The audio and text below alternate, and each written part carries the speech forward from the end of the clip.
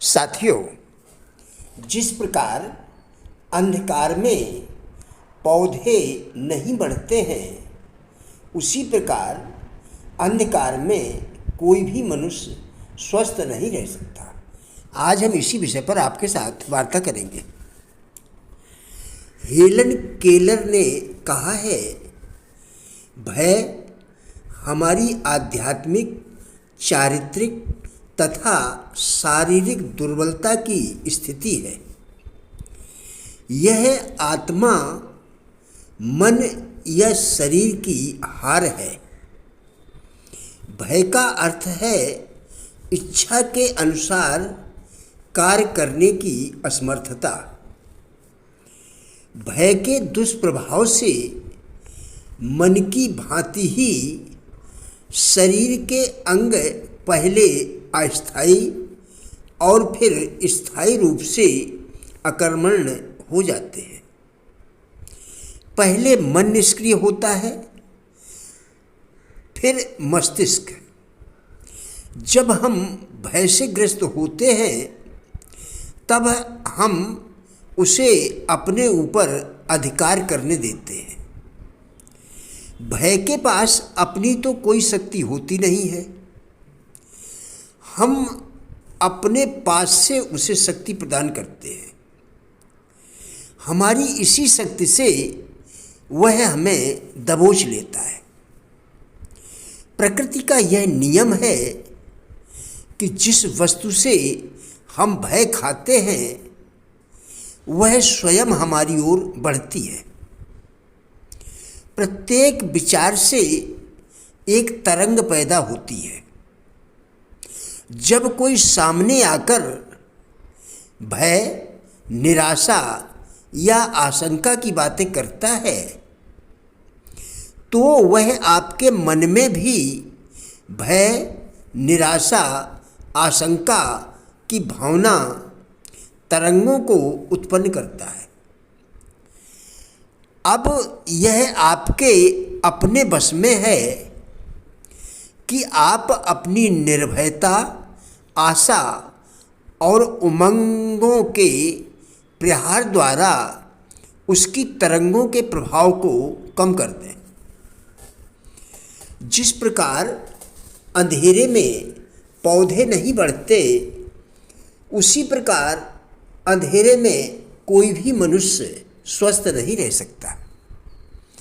जो व्यक्ति वर्तमान समय की कठिन परिस्थितियों की परवाह किए बिना कार्य में लगा रहता है, उसे आने वाले कल के कार्यों के परिणाम की चिंता नहीं रहती।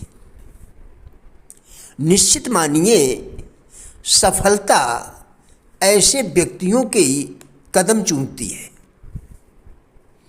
यानी हवा और सूर्य का प्रकाश मनुष्य के स्वास्थ्य के परम आवश्यक साधन है।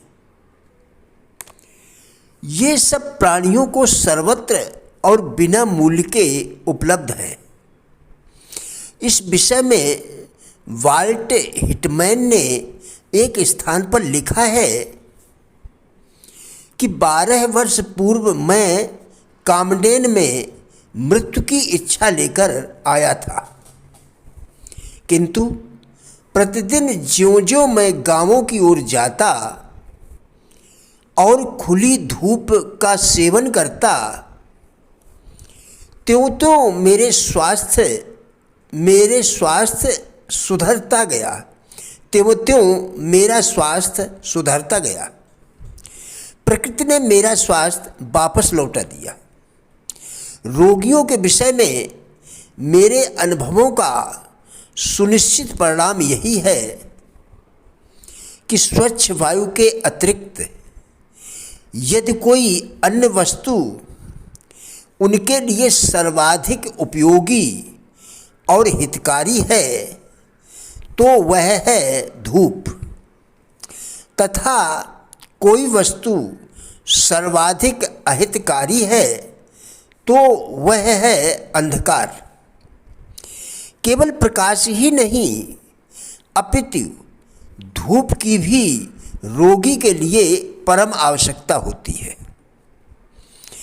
एक अन्य डॉक्टर काट्स ने कहा है कि वायु को शुद्ध करने में धूप का महत्वपूर्ण योगदान है। प्रकृति के भंडार असीमित हैं। प्रकृति का ऐसा कोई नियम नहीं है कि उसके भंडार पर किसी एक का अधिकार हो। उसे पाने के दावेदार वे ही लोग हैं जो उत्साही हैं, जिनमें हिम्मत है, हौसला है, जो आत्मविश्वासी है और उनमें कुछ नया करने की क्षमता है। प्रिय साथियों, राजेंद्र बल्हाटिया यूट्यूब चैनल के सभी वीडियोस एक अच्छी ज़िंदगी जीने के लिए अत्यंत ही उपयोगी है।